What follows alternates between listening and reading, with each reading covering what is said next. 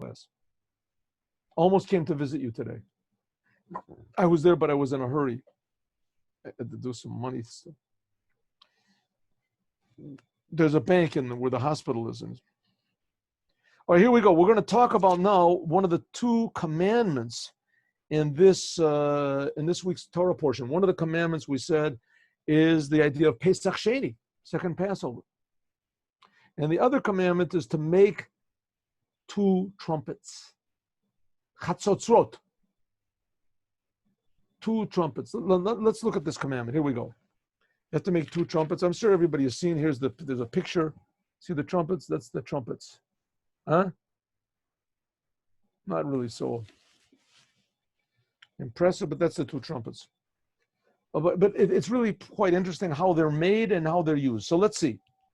Vayedaber Hashem, we are now in Parshat Behaalotecha, the book of Numbers, chapter 10, sentence number 1.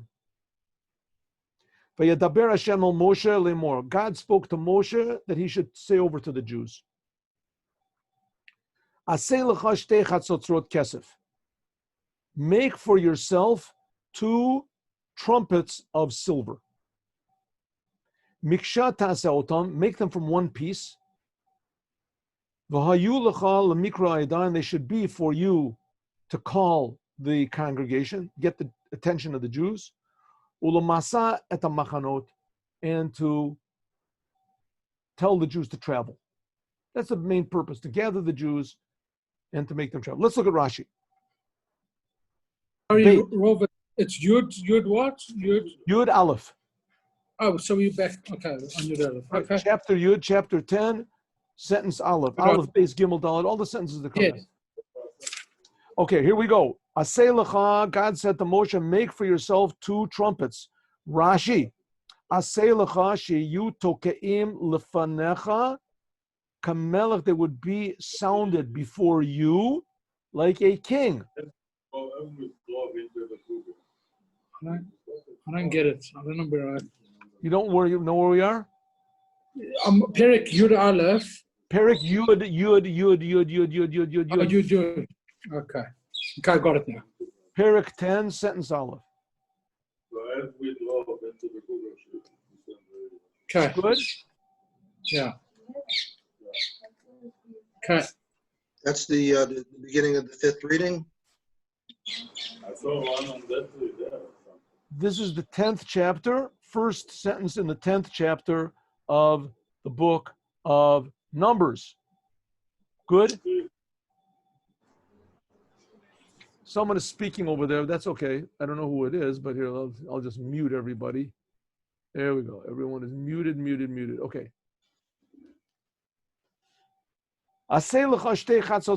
Make for yourself two trumpets of gold, of silver.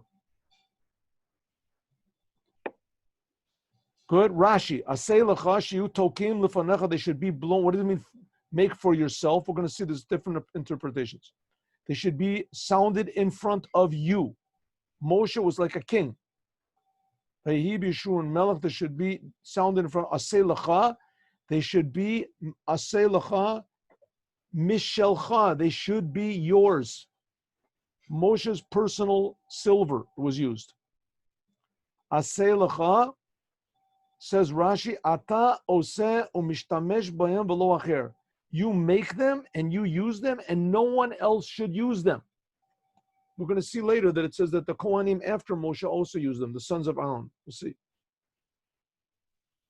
Okay, what should they be used for? Rashi, lemikra eda, to call the congregation. Rashi, you with me, everyone? Ledaber ima Sanhedrin. Moshe, when you want to speak with the Sanhedrin, with all of the judges, Ushara and the other people, V'tikraim lasof elecha. You should call them to gather to you. V'tikraim, and how do you call them? By means of these chatzotzrot. You have to sound these trumpets. I mean, there was no radio there. There was no televisions. There was no. How could he let everybody know a message? He could tell people. He could have them runners and tell them to go. But this is a lot easier. Sounds the trumpets. Now you're going to see later this. It seems that Moshe sounds the two trumpets himself. Let's look and see. At the same time. First of all, to gather them, the people. And second of all, when he wants to speak to the people, he gathers them. And also to make the journey. Now you have to remember Moshe's main purpose over here is teaching. That's the thing of Moshe, he's teaching everybody. He's teaching everyone, telling everyone what to do, explaining to them the Torah, explaining to them ideas. That's one thing. And the other, he's a leader. He's the leader. He tells them when to move. When Rashi, at the time when the journeys begin, Titka'u bayam l'siman, you should sound as a sign. Nimsata, so it comes out, Ata omer al pi shlosha hayu nosim, that there were three things that would cause them, the Jewish people, to move. God, right, the clouds of glory, they would move. Al pi Moshe, Moshe would tell them when to move. And also a chatzatrot, and also Moshe would sound the trumpets.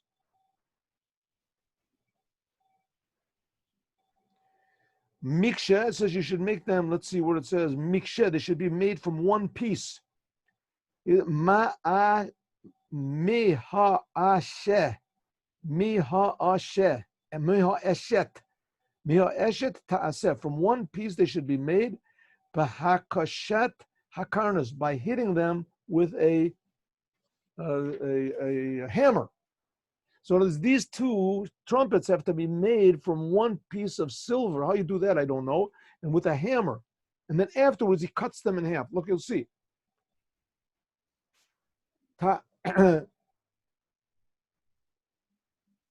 Yes. Oh, no, this is what he explains over here. Okay. Gimel. Usku bahen, and usku bahem, and you should sound them, v'no'adu elecha kol ha'edah, and the whole congregation will gather to you, el petach oel moed, at the entrance of the tabernacle. Rashi, utku b'hem, b'shteim, with both of them.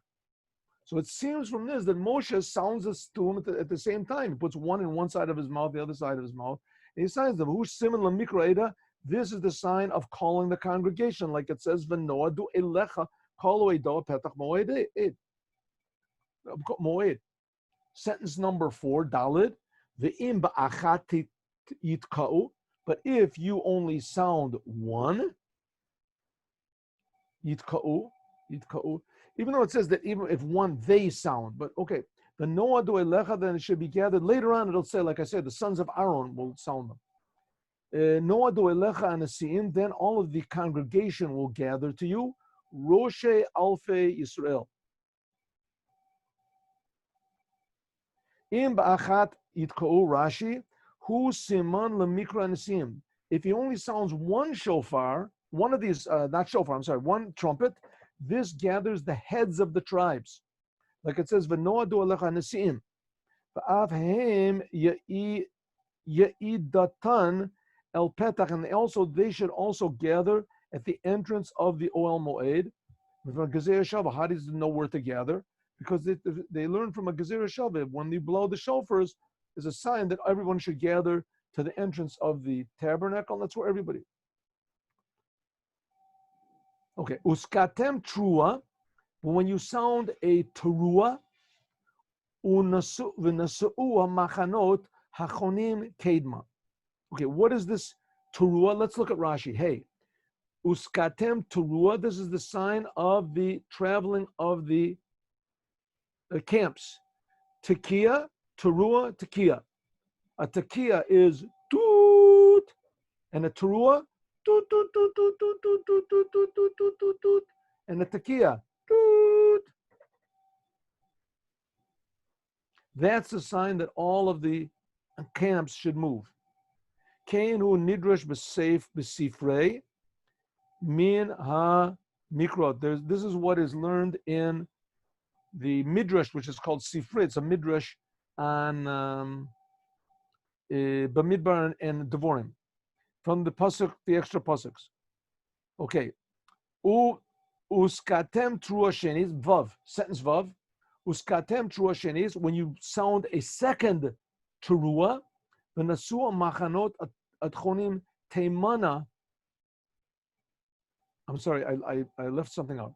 Let's do this again. Hey, uskatem teruah v'nasua machanet atchonim kedma. I left out the last word. When you sound the shofar, there should move the tribe that is on the east. Who is on the east? We learned before. Yehuda was on the east. Yehuda was on the east. Yehuda with Yisachar of Zavulun. Okay, when you sound again, then Nasua Machanot Hatchonim Teimana, that are on the west side. Teruah Yitka'u L'Masayim, you should sound a Teruah. Rashi? No, there is no Rashi on this. Okay, the second time you do, then the second tribe. Ubahakila when you gather the people together, yitka'u v'lo yitro. But when you wanted to gather everyone, then you just sound a straight blast, toot, and there's no teruah. You don't do that. Toot. Okay, want to do the Rashi? Let's do the Rashi. Ready? Ubahakila takal lefishu omar, because it says v'hayu lecha lemikra eida lamasa tamachanot. So ma mikra eida tokea b'shtei kohanim ub'shteihem, just like sounding the gathering the people should be with two kohanim ub'shteihem. Or the two kohanim should sound. In other words, Moshe and another one should sound another kohen should sound the trumpets, like it says uskatem uska'u bohem. They should sound them. So af masa machanot b'shneim, also it should be with two trumpets. You might think masa machanot tokea Maria. You might think that when the tribes move, they should also go du, du, du, du, du, du, du, du. So af mikra meida, also the same thing as when you gather people together. So there won't be any difference. Me'ata ein chiluk ben mikra eida lamasa machanot. There won't be any difference between one another. That's why it says to tell you like this. When you want the people to gather together, you do not sound a teruah, just a straight blast. Harisimen lishloshtan. So that's the sign for the three. Mikra Eda, if you want to call the people together, you sound two trumpets. If you want to and two trumpets, and you don't make a teruah. If you want to call just the heads of the tribe, then only one trumpet. And neither one of them have the teruah. And when you want the tribes to move, then you sound two trumpets, and you also do. So the only time that all the options are used, two trumpets and tekiah, teruah tekiah, is only when they are moving. Here it goes. The sons of Aaron, the Kohanim, they're the ones that sound the shofar. So that would have said before that only Moshe does it. It means Moshe and all the Kohanim.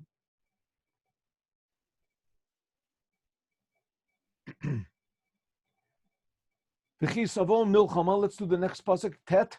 Kisavo milchama. If there is a war on your land, al hatzar tzoreretchem. You should sound or any trouble. Sound the trumpets, and God will remember, and He will save you from your enemies.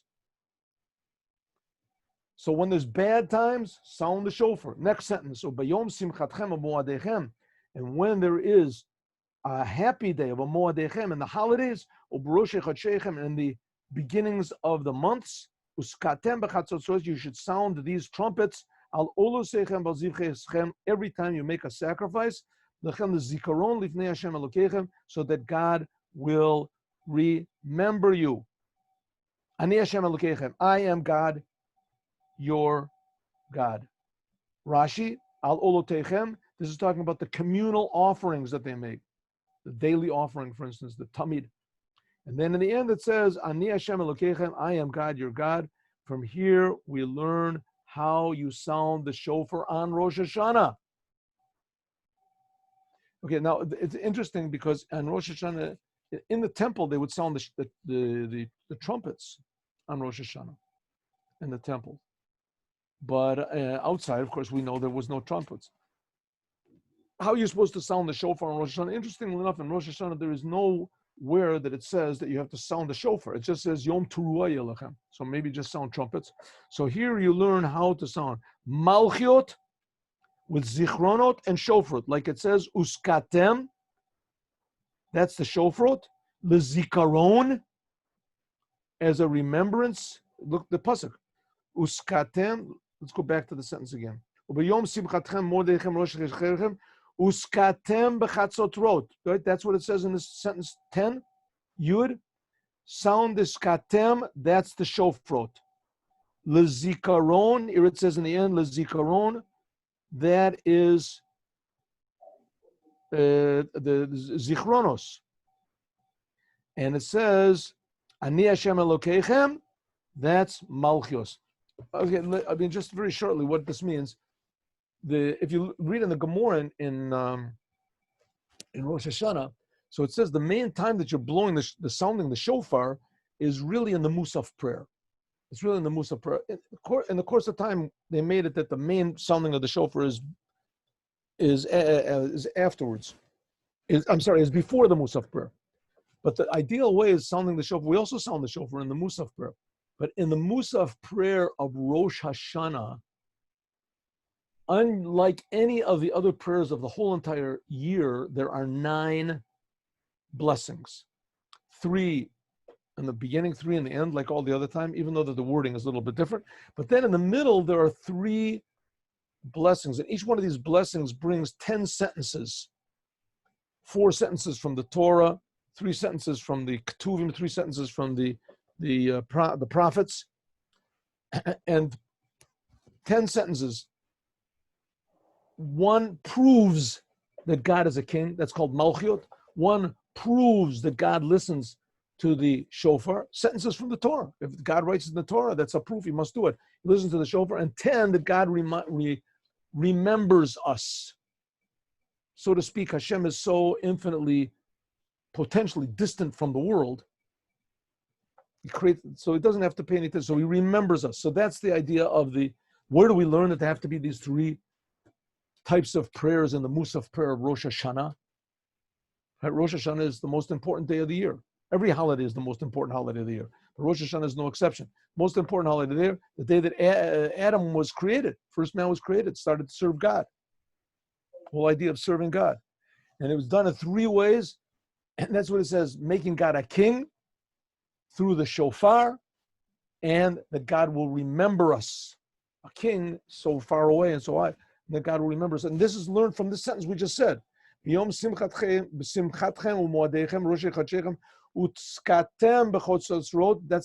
shofrot. Al olotechem v'zivchechem v'yul that's zichronot. Ani Hashem Elokeichem, that's malchiot. Okay, so here we learn to make those trumpets, etc. But Moshe is the one that makes them. We should not make them on our own. But it's a nice idea, but it's not according to the Torah. Okay, let's learn the Mishnah.